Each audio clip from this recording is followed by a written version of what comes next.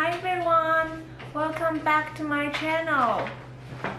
Katherine again, and today I want to talk about some moments and times in my recovery journey. TBI's recovery journey is really hard.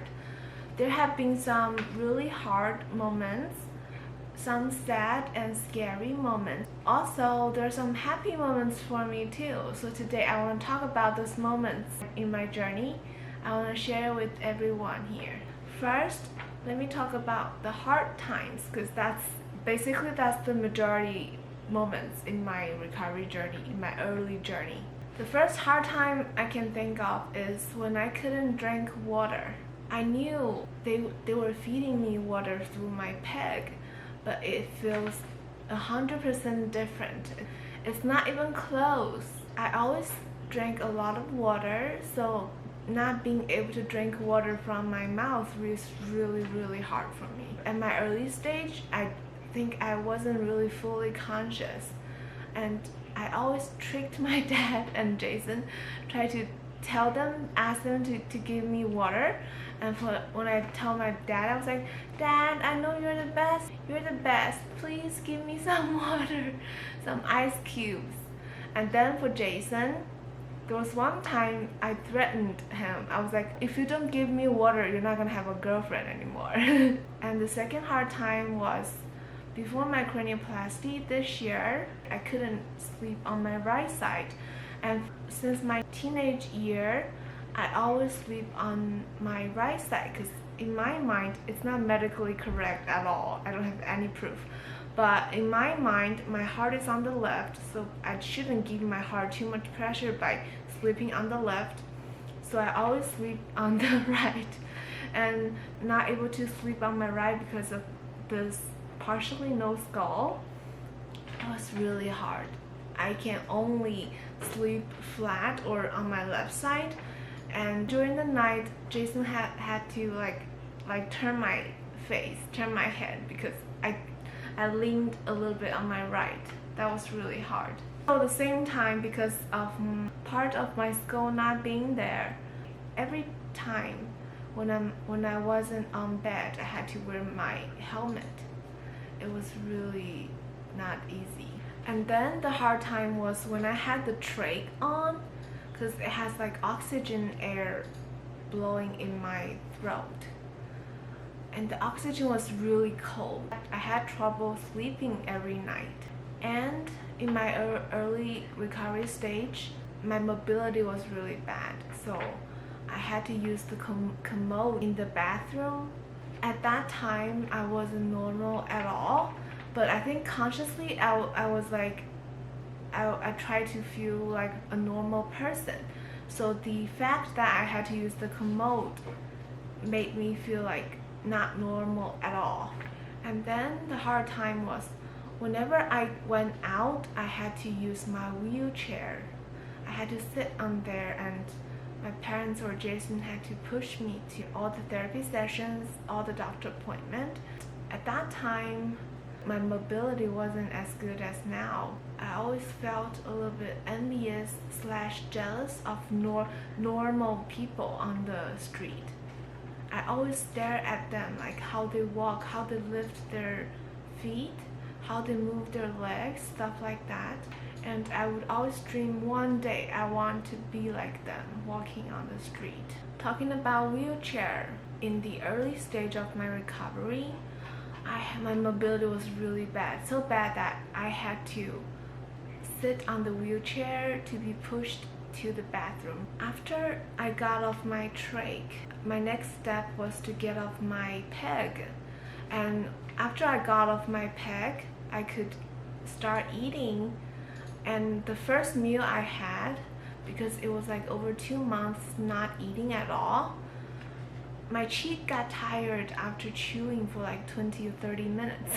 And some other hard moments are, there was one time I video chatted with my grandfather, my mother's father. It was the first time I video chatted with him since my injury, and my right eye was like bulging out, like bloody, like bulging out. And when he saw me, he started crying. it was my first time seeing him cry. And even before, when his mother, my great-grandmother, when she passed away, he didn't even cry and cry because he saw me. It was really hard. And then there was another time when I video chatted with my younger cousin. She cried too. When I was in Rusk, the visiting hours are only from like 12 p.m. to 8 p.m. So at that time, evening was my least favorite time of the day because I felt really lonely there. Even though at my early stage there was a 24-hour technician there with me all the time, but I still felt really lonely. And there was another moment that was really hard. It was after my second discharge from Rusk. I was on the wheelchair. Jason was pushing me to see my doctor in Manhattan, and because I used to work in Manhattan too, and that was the first time I was on a wheelchair on the street in Manhattan, and I felt really bad. I would stare at other young ladies on the street. I would see how they walk and everything, and I would really dream one day I can walk like that. Never would I think one day I'll be in Manhattan on the street being on a wheelchair.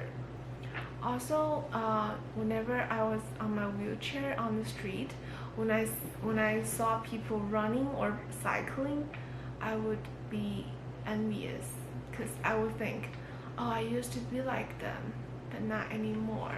Early this year, before my second Botox on my leg by Dr. Fusco, I had really bad tone. Whenever I want to lift my feet, it will be like, because normally it's like this flat, but mine's like this, so I always had a risk of like twisting my ankle.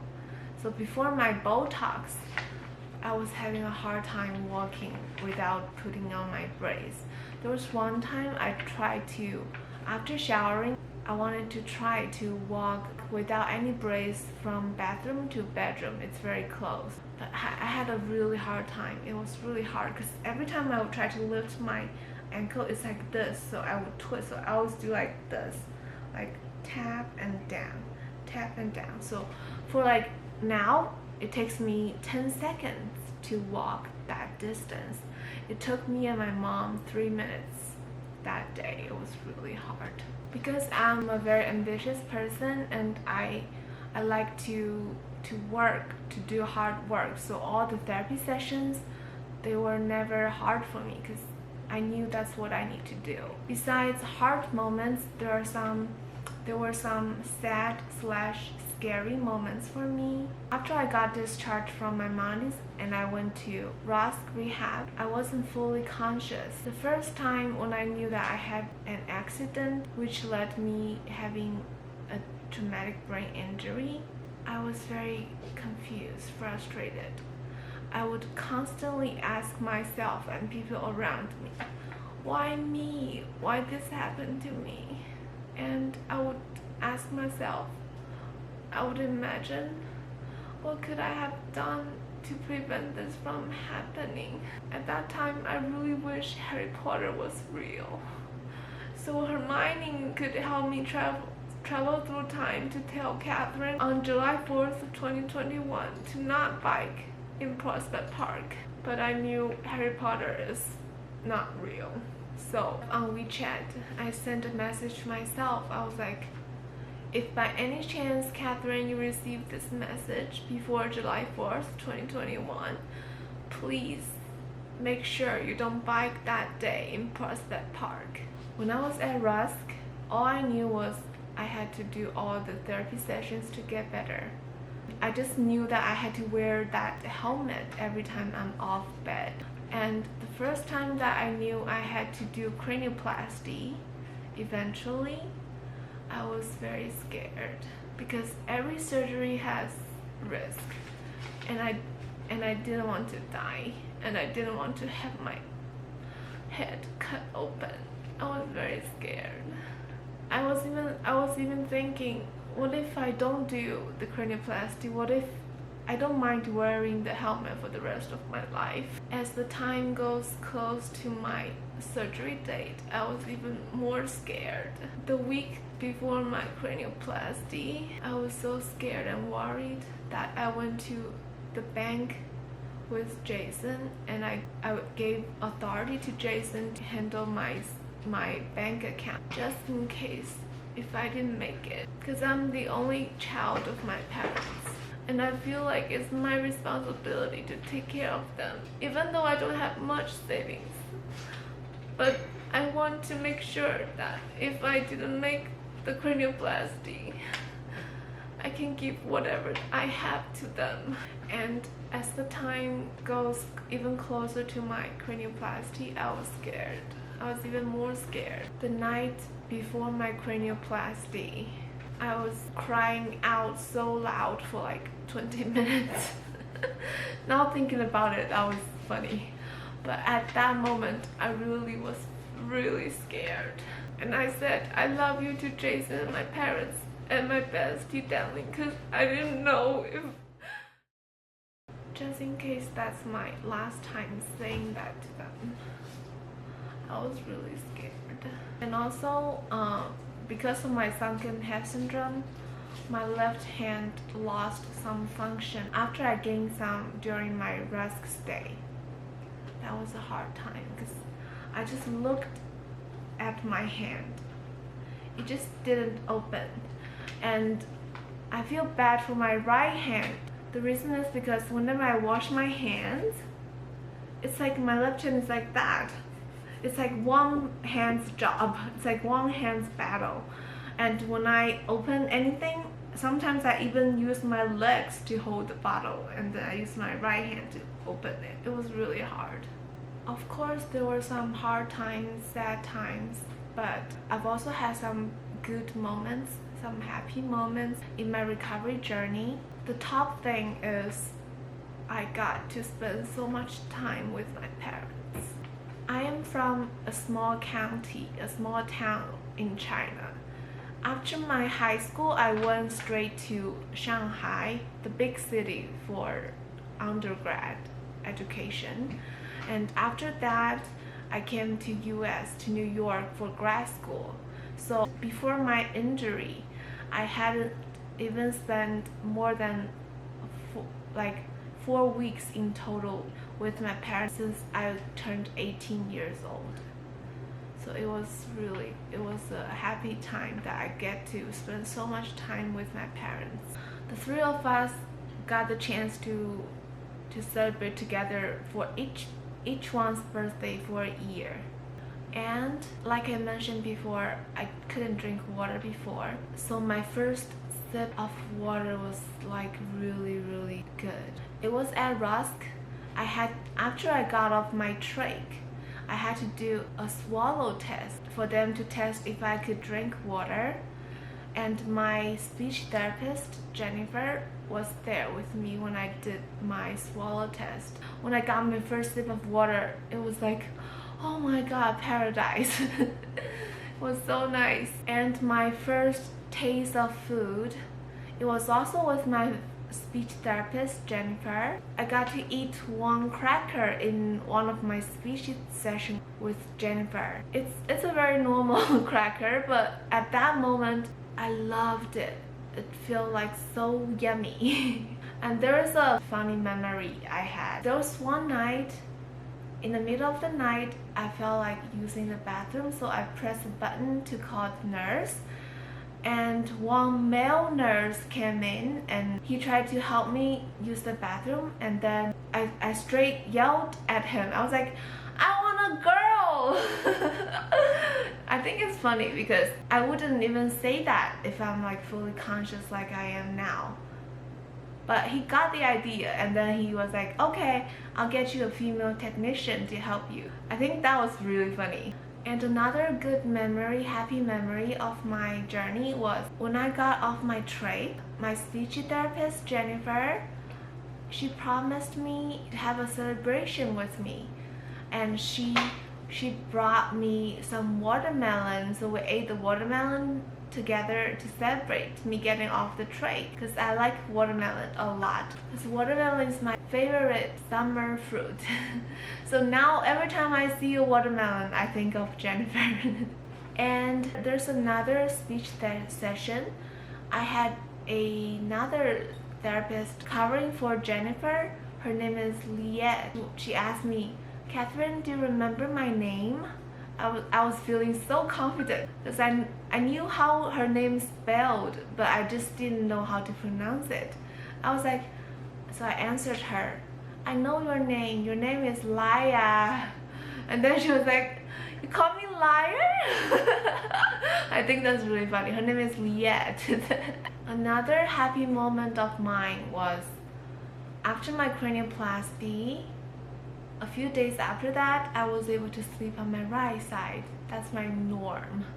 So I was very happy. And some other happy moments are mostly my first time doing something after my injury. Like the first time I could stand up without wearing the helmet, and the first time I could not worry about me sleeping on which side during the night. My first time cooking and baking with my OT Diana, that was awesome. Very happy. And my first time cooking and baking at home. And I was happy when I first walked out of Rusk with my PT Julia in one of our PT session. And in the same session day, I went to a pharmacy with her to buy some baking stuff for the cooking and baking. That was awesome. And my first time being able to wear a hat and a new wig. And my first time being able to walk to my therapy sessions and doctor appointments. I felt really happy and proud. And my first time casually walking with my parents. Because before my cranioplasty, they would take a walk every day. Because they want to have some fresh air. And I couldn't do it because my mobility wasn't that good. And I had the helmet to put on in order to even be outside. So that was very happy for me to walk with them every day. I was very happy the first time dining out with Jason on our anniversary, and my first time putting on my face mask, and the first time putting on my makeup. And I was very happy online shop the first time after my injury. Generally speaking, I'm a very optimistic and strong person, so I try to overcome the sadness, or whenever I feel down, I try to make myself feel better. So here are some things that I do whenever I feel down to cheer myself up. I wrote down a list of things that I couldn't do in the beginning of this year, but I can do now. So every time I feel down, I look at it, I will feel better. Sometimes I feel down thinking about all the things, like all the therapy sessions and exercise I had to do now, which I didn't have to before my injury. I know it's not good to think like that, so I try to change my mindset. Eventually, I changed my mindset. I think like this. The fact that I had to do all those therapy sessions is because by doing them, I can get better. And also because I published my 1-year recovery vlog. If you haven't watched, please check out the video. I would watch it actually every day because by looking at how far I have come, it makes me feel proud of myself and makes me want to keep working hard, keep going. I know I can get there. I got this. Okay, that's pretty much all I can think about for now. All the hard times, sad times, and happy times. That should be it for today's video. Thank you all for watching. If you have any questions, please comment below. And don't forget to give me a thumbs up and subscribe to my channel. I will have a monthly vlog and Q&A videos here and there. And I'll see you next time. Bye!